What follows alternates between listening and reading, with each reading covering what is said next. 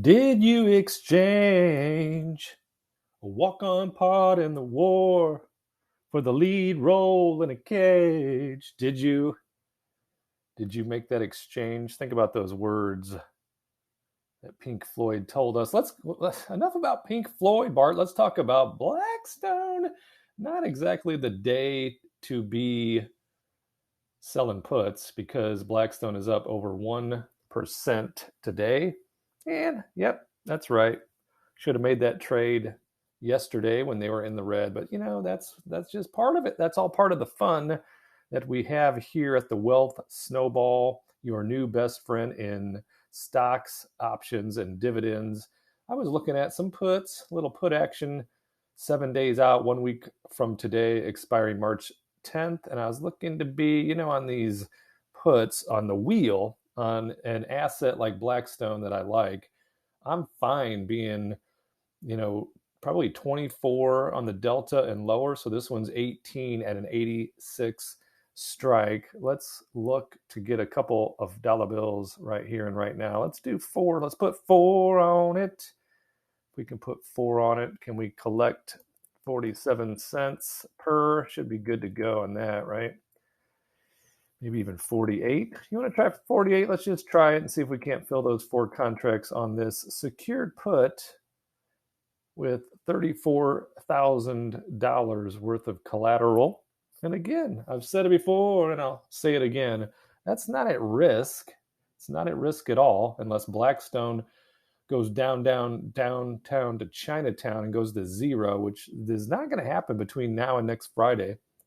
Worst case scenario is, regardless of how low it goes, I'll be buying 400 shares at $86 a share unless I close that position out, which I'd have to buy to close because, we're selling to open. We're selling to open the cash secured put, which was filled.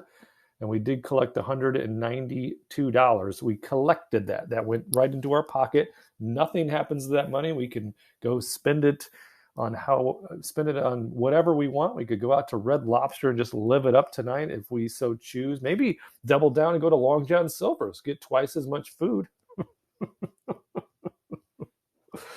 There's a Long John Silver's here in town that I swear is like a front for some drug operation because I don't know anybody that eats at Long John Silver's anymore. I mean, I would if my wife would allow it, but she had a bad experience when she was a teenager at Long John Silver's with regard to some food poisoning, and she hasn't been back since. And I used to eat at Long John Silver's all the time because when I was a kid and we had no dollar bills, going to Long John Silver's was like, hey, that's a treat. That's a special occasion. And my parents were divorced. They divorced when I was young, and my dad wasn't around a whole lot, but on occasion when he would show up for one of his visitation days, oh, Dad, I miss you. We'd go to Long John Silver's, and that was like a treat. I'm telling you, those chicken planks and those hush puppies. I'm actually getting hungry thinking about it because it's been so long since I was there, and I don't even know what I was talking about. But we did make this deal on Blackstone right here and right now.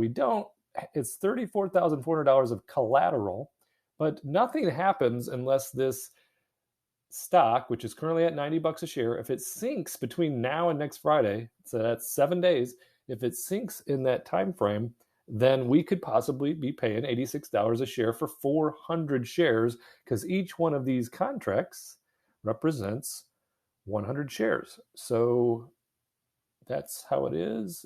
And this is at an 83% chance of profit right now. And we'll check on that. We'll take a look at it as it progresses because we might have to manage the trade. In fact, I had to manage a trade that you saw me make earlier. I sold a call credit spread today on the SPY, sold it on the SPY, and it was at a 404 sold call, and then it was at a 407 bought call. So it had a $3 wide spread, which meant I had the potential where $300 of collateral was put up. All I collected was $20 in premium for taking that risk. And then SPY went like, hey, right after I did that, they're like, hey, Bart made a trade. Let's go against him. and it's went against me all the way up to, I think SPY was at trading at like 403.20 in that range. So I panicked, pulled the ripcord. So I closed that, and it cost me $39 to close it. So you take the $39 out of my pocket, but then you run it against the $20 that I received in a credit. So my net loss on that trade was $19, and that was our first L. That's our first L since implementing the 30 trade challenge. So I'm going to put all that into a spreadsheet. That's our first red trade, but we have some vulnerable trades as well. So, the 406, 408 that we made on Monday, that trade we made on Monday expiring today, 5 contracts on that. That still looks really good. I don't think SPY is getting up to the 406 today, but you never know. You never know how it's going to end. It's at 402.77 right now. So we're probably safe to continue to collect a full profit on that. I mean, we could close it right now, but I'm just going to let that one roll because it's at 406. I was nervous at the 404. But down here, if you look at these numbers for Monday, we have a 405 to 407, and it's currently saying we're in the hole, $180. It's down 284%. But we'll see what the weekend does with the theta, the time decay. And then for Tuesday, it's even worse. That is down 404% or minus $445. So on Monday, we'll look at these again and see if we have to manage them. I'm hoping that we do not. I'd like to keep some green days going with those greenbacks on the SPY. So we did our Blackstone put for next week. We already have an 84 on the table, so now we added 4 more with the 86 because we're running the Wheel of Fortune on the Blackstone. We're also running that on Devon. You know how I feel about Devon Energy. So in fact, let's look at Devon and see what our positions are. Devon's running green today, running real green today. It is up. Here we go. It is up to 56.71 a share, almost 3% to, that's the week. Let's go to the day. It's up 1.87% today, $1.04. And our position is averaging at 55.14, our 400 shares. And then here are the options that we have out on the table. We have 2 contracts expiring today, a $53 and a $54 put. So both of those should expire, as they say, worthless. I like to say profitable at 100% profit. And then next week so far, we have 3 contracts at 54. So that's looking real good. This one, though, it's going to show that it's down, okay, because it's a $59 call and the market's moving against that position. So if I wanted to get out of those 4 call contracts right now, because if it pushes through 59, I'm going to lose those 400 shares, but it'll be at a profit at $59 because, as you see, we were at like $55 on our average purchase price of those shares. But I'd have to pay. Okay, I'd have to pay to buy to close. If I wanted to close this down right now, I'd have to pay almost $50 a contract. So that'd be like $200 bills in the hole. So we'll take a look at that. We'll take a look at that now. We'll take a look at that next week, not now. Let those calls ride for now. Because again, it's at 56.82. It's still a long way to go if you want to rock and roll. It's still a long way to go to get to $59 bills on that. So our other positions are what? We rolled this one out because that was when Devon was downtown to Chinatown. I needed to roll this out from I think it was like a 3-3. No, it may have been even let's see, it may tell us what the original position was on this.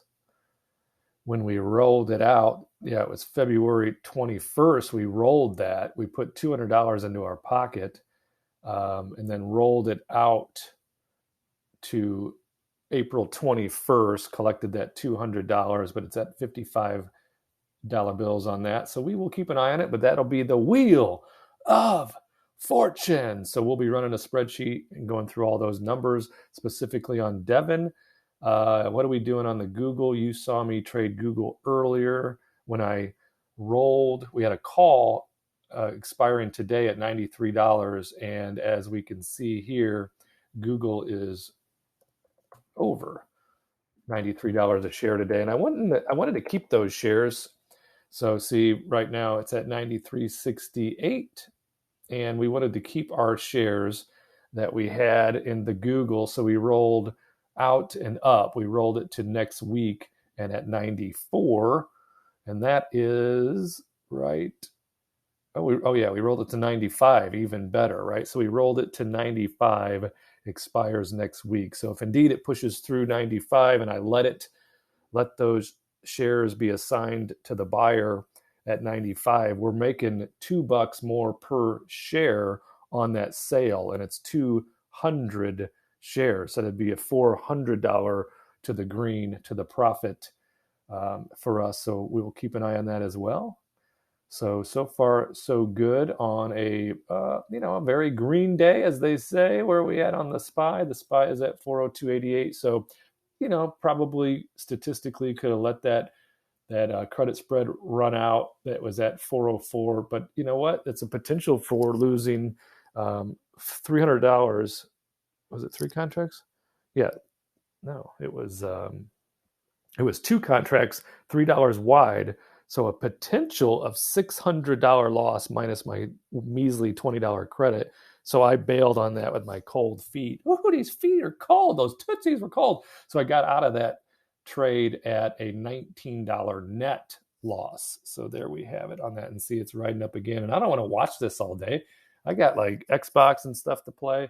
I don't want to be watching that as my dollar bills slip away. So we did cut our losses, $19 in the red on that. Hey, we're up pretty good today, over $6,000. But that's just unrealized gains, right, Bart? It is. It's unrealized gains, and it would be even a higher number. But some of these things that are still unrealized are counting against us, like these big spreads right here. This one is down 460. This one's down 195. So all of the dollar values you see on these spreads and all these puts and calls, they are in a debit or a credit to this total number that's up here, showing at $1,703,801 currently. So I have some of these long calls out here that I don't mind if they get called away, but they're showing big negative numbers because they're either in the money or creeping up into the money. Where are we at? How many options you got on the table here, son?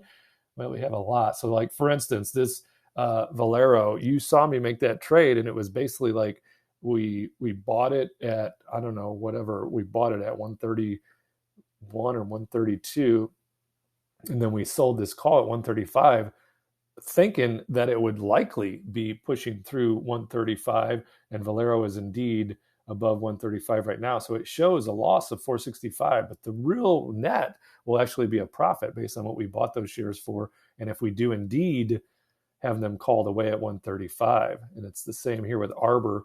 We have a 1750 call, but I'm in Arbor at, I don't know, well, like a low number. In fact, I don't know.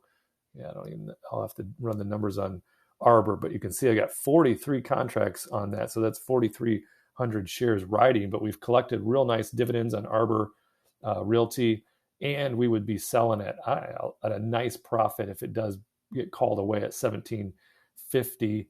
And the same with Energy Transfer. ET phone home right there, 1,000 shares, 10 contracts, showing minus 750. But the reality is it's a profit if we sell those at $13. Same here with Mo better, Mo money, Mo problems. But for me, more money, less problems, because rule number one, money solves all of your, drum roll please, money problems.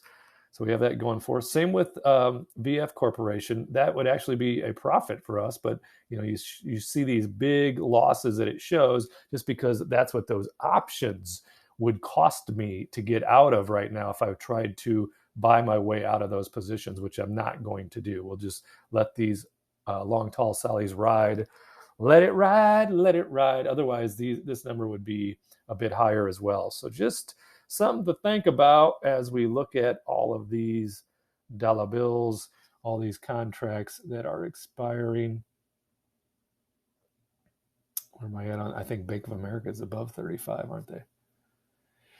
Take a look at me now. No, it's not above 35. So I would like to hold. I'd like to keep a hold of that. I'd like to keep a hold of Bank of America. How many shares is that? 800? I think we have 1,000 total.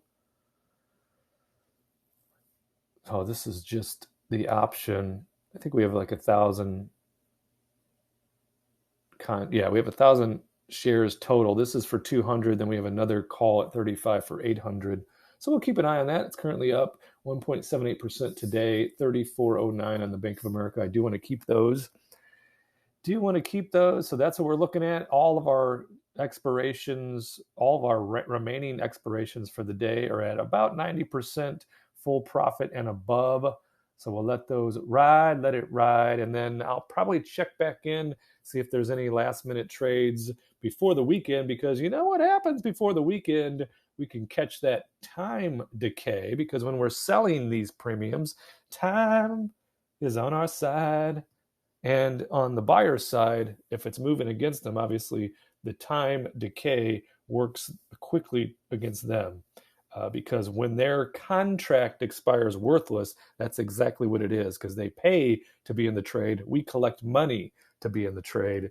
So that's what we have going for us. So if we do make a trade on the sell side before the weekend, we'll catch that time over the weekend that no trades are happening, and that hopefully that trade is working in our favor. The theta, as they call it in the Greeks. So that's what we have, rambling on for you here on a Friday, March 3rd, 2023, 12:53 p.m. right there. And that snowstorm that we are predicted hasn't started yet. It is raining, though, and the current temperature is, let me check the Swatch watch here. Current temperature is 38 degrees. So right now, the temperature is in our favor, but that's changing dramatically as I look. As the temperature goes down, that chance of it turning to snow, of course, goes up. We do have dinner plans with friends tonight, but I'm kind of a coward. I'm kind of a coward when it comes to driving in the slip sliding snow and ice. And it's not me, it's all the other kooks out there staring at their phones. I don't want them putting me in the ditch. So we might have to take a rain check on that. So I will check back, probably make another trade or two before the day ends. In the meantime, subscribe, like, comment, and see you in the next video, my friend.